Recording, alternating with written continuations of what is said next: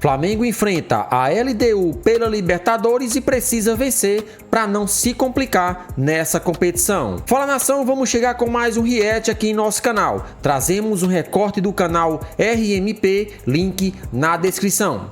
Renato Maurício Prado destaca a importância de uma vitória amanhã em Quito, pois, terceiro do seu grupo, o Mengão pode dar adeus à principal competição sul-americana em caso de derrota. Vocês estão confiantes na vitória amanhã? Chega, participe e deixe a sua opinião nos comentários. Vamos acompanhar o recorte e na sequência a gente deixa a nossa análise. Sem mais, bora pro conteúdo agora. Bom, vou começar agora já com uma polêmica, que Jorge Lasperg, salve Renato, Flazoeiro disse que em um time do Brasil quer o Michael. Mais de um, hein? Mais de um. Um deles é o Cruzeiro. Que tal realizar o prejuízo, despachar essa mala e recuperar parte do investimento? Bom, primeiro, vamos lá, Jorge, por partes. Não vai realizar prejuízo nenhum, porque o Flamengo não comprou o Michael. O Michael veio de graça para o Flamengo. O que o Flamengo pagou foram luvas de contrato, um bom contrato ao Michael. Aliás, esse é um dos impedimentos para o Michael trocar de clube dentro do Brasil. Porque com o salário e com as luvas, o Michael ganha mais de 1 milhão.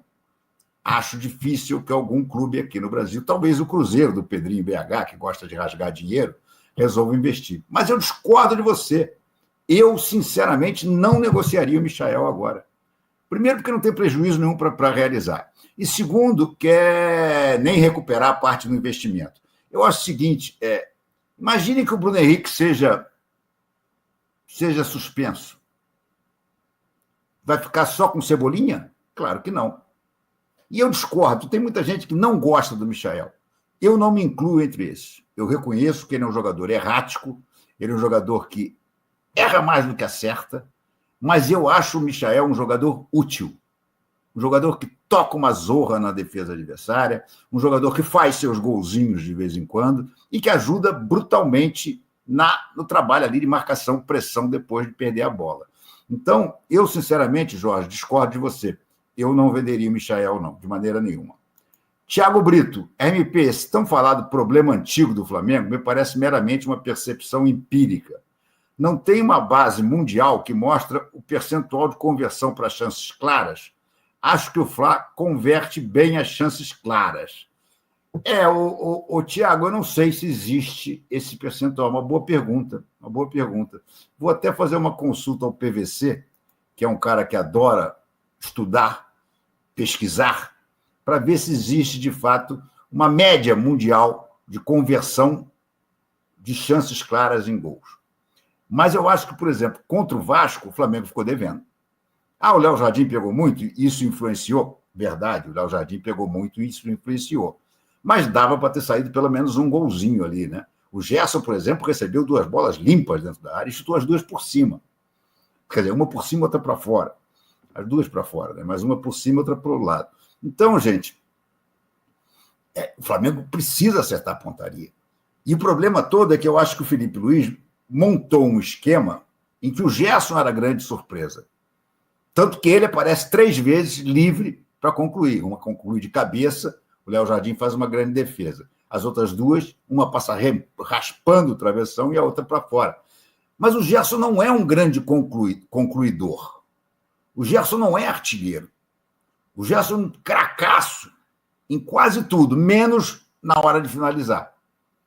Ele até faz um gol, outro bonito, importante, mas ele não é um cara para isso. Então, eu acho que talvez tenha sido um pouco equivocada a ideia do Felipe Luiz de colocar justamente o Gerson como sendo o cara surpresa para finalizar. Porque surgiram as chances, o Flamengo conseguiu 3 vezes botar o Gerson dentro da área para finalizar, mas ele não conseguiu fazer nenhum gol. Apenas uma foi dentro do gol, foi a que o Léo Jardim pegou a de cabeça. Então, eu acho que o problema do Gerson é isso. O Gerson vai voltar, aliás, nesse jogo, para jogar de segundo volante. Vai voltar como no lugar do Dela Cruz, né? O Dela Cruz não subiu o morro, porque diz que se sente mal lá. Aliás, já não tinha subido o morro pela seleção uruguaia. A seleção uruguaia também foi jogar em La Paz e o Dela Cruz não foi. Então, o Flamengo preferiu deixar aqui os 3 desfalques, vamos assim dizer, do Flamengo para esse jogo, são o Alexandre, que está machucado mesmo. Lembra aquele papo de que ele não tinha... Não há contusão, há só um edema. Bullshit, ou seja, merda de vaca. Porra, pelo amor de Deus, merda de boi. Pelo amor de Deus, gente, não tem essa que não tem contusão. Claro que ele teve uma contusão, ele teve uma contratura muscular. Não é uma distensão, não é nem um estiramento, mas ele teve uma contratura muscular que causou o edema e que fez com que ele não viajasse. Então, isso é uma coisa que, nesse ponto, o departamento médico do Flamengo está começando a me irritar. Eles adoram dizer que não houve contusão. E aí o cara fica fora uma semana com um edema. Pô, é claro que teve contusão, né? Então, vamos parar. Vamos dar nome aos bois. Ele teve uma leve contratura, ou uma contratura, não interessa, mas ele teve alguma coisa muscular. Por isso mesmo ele está fora. Então, os desfalques são o Alexandre, o Alan, que tem os famosos traços falcêmicos, que eu não sei direito o que é, mas eu sei que é uma coisa que impede ele de praticar esporte na altitude. O sacrifício do corpo dele é muito maior. E o De La Cruz, que não sei se tem traços falcêmicos, mas também não se dá bem na altitude. São só três desfalques. Eu vou até depois aqui conversar com vocês. Não há uma escalação definida. Tem gente dizendo que talvez o Arrascaeta não jogue. Eu não acredito nisso, gente. Não faz o menor sentido o Arrascaeta não jogar. Repito, não faz o menor sentido o Arrascaeta não jogar. O Flamengo tem que entrar amanhã com tudo de força máxima que ele tem à disposição. Força máxima. Não tem, sabe? Não é jogo para poupar ninguém. Sabe? É um jogo de vida ou morte na Libertadores. A não ser que o Flamengo esteja querendo levar ao extremo a história de que a prioridade é o brasileiro, então vai mandar a Libertadores pro cacete para ficar só no brasileiro? Porra, eu acho isso um absurdo completo. Vai ser um problema sério para o Felipe Luiz se ele não conseguir classificar o Flamengo na Libertadores na fase de grupos. A informação que existe é que depois do treino, o Flamengo treinou hoje à tarde lá. E depois os jogadores passariam de novo pelo tal check-up para ver se todos os organismos estão legais e tudo. Eu acho que ninguém vai ter problema. 2.850 metros se pode cansar no jogo, no segundo tempo. É possível que o Flamengo, no segundo tempo, esteja mais cansado do que o normal. Mas não é como La Paz, não é como Oruro, não é como tantas outras situações de jogo acima de 3.000 e Burdoada, 4.000, em que o cara não respira o ar. O que vai acontecer é que eles vão ficar mais cansados.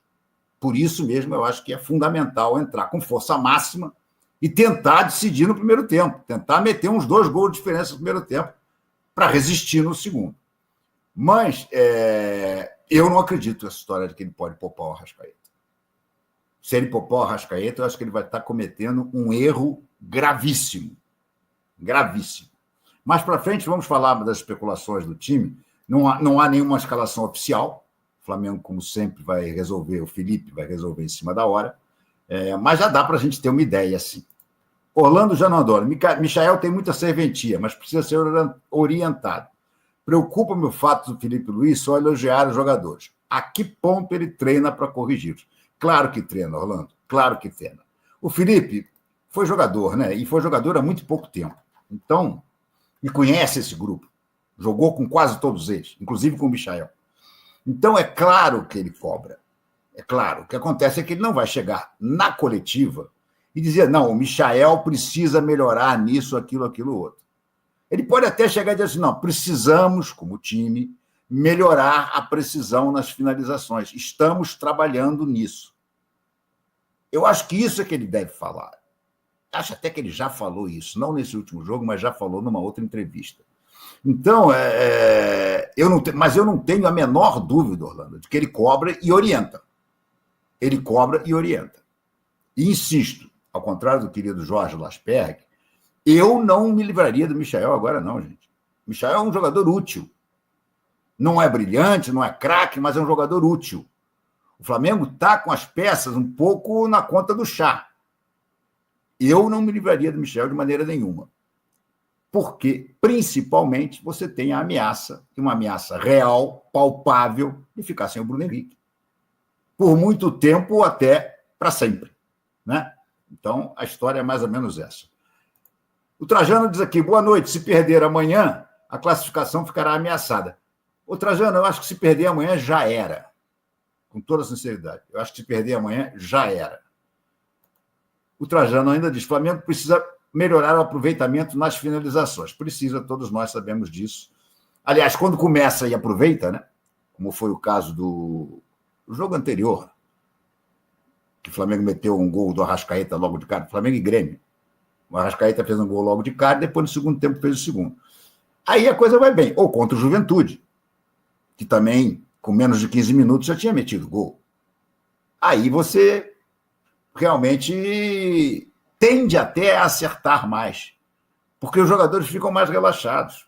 Essa coisa de errar muito a finalização deixa o jogador mais tenso, porque eles sabem que eles estão errando muito a finalização. Não precisamos dizer para eles sabem. E aí o que acontece? Quando chega na hora H, na cara do gol, muitas vezes a perna está tensa. Aí a bola vai por cima. Ou o chute sai, ao contrário, sai frouxo, sai na mão do goleiro. Se uma bola entra logo de cara, já dá aquela aliviada e o time começa a jogar mais naturalmente. Enfim, amanhã vai ser importante fazer um gol, sim, logo de cara. Haroldo Monteiro, RMP, veja que merda é a seleção brasileira. Não é a seleção brasileira necessariamente, né? É o trabalho da CBF. Todos os ex estão desempregados. Parreira se aposentou, né? Vamos ser justos. O Parreira está aposentado, ele não está desempregado. Falcão já tentou várias vezes, mas não adianta. Também está semi-aposentado. Claro, se aparecer um clube fazendo uma proposta mirabolante para ele talvez até vá.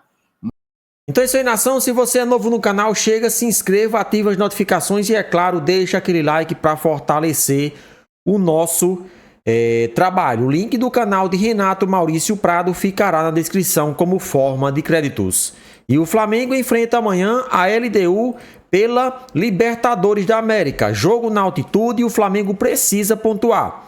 Independente de ser uma vitória, que é claro, é o melhor resultado, um empate não seria um mau resultado nesse momento, já que o Flamengo está em terceiro nesse momento do seu grupo. Então vamos trazer todas as informações do Flamengo que enfrenta amanhã a LDU pela Libertadores da América. E Felipe Luiz buscou alternativa nas categorias de base para o jogo do Flamengo na altitude de Quito, no Equador. O Flamengo tem mais um compromisso importante na temporada. Às 19 horas, horário de Brasília, desta terça, o Clube Carioca enfrenta a LDU, fora de casa pela terceira rodada da Libertadores. Visando o confronto, o treinador Felipe Luiz convocou 2 jogadores das categorias de base para reforçar o elenco. Josuá e João Alves estão na lista de relacionados feita por Felipe Luiz para defender o time principal do Flamengo contra a LDU. É importante frisar que os jogadores já integram os treinamentos junto ao plantel, porém, em alguns duelos ainda não descem e reforçam o sub-20 do Mengão. Ainda descem e reforçam o time sub-20. A dupla lembrada já trabalhou com Felipe Luiz nos tempos em que comandava... A dupla lembrada já trabalhou com Felipe Luiz nos tempos em que o comandante iniciou a carreira. Josuá fez parte do elenco sub-17 do Flamengo que se tornou campeão da Copa Rio sobre o Vasco, em São Januário. Além disso, João Alves também foi dirigido pelo atual treinador do Flamengo no sub-20. O Flamengo tem outros jogadores criados nas categorias de base do plantel. São eles Cleiton, Diogo Alves, Everton Araújo, João Victor, Matheus Gonçalves e Wesley.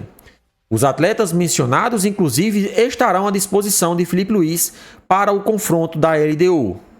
Com os crias e outros atletas, o Flamengo embarcou no domingo, com destino ao Equador. Já em solo equatoriano, o treinador Felipe Luiz realiza o último treino nesta segunda, para definir o time titular que enfrentará a LDU em campo. LDU e Flamengo se encontram às 19 horas dessa terça no estádio Casablanca, em Quito, no Equador.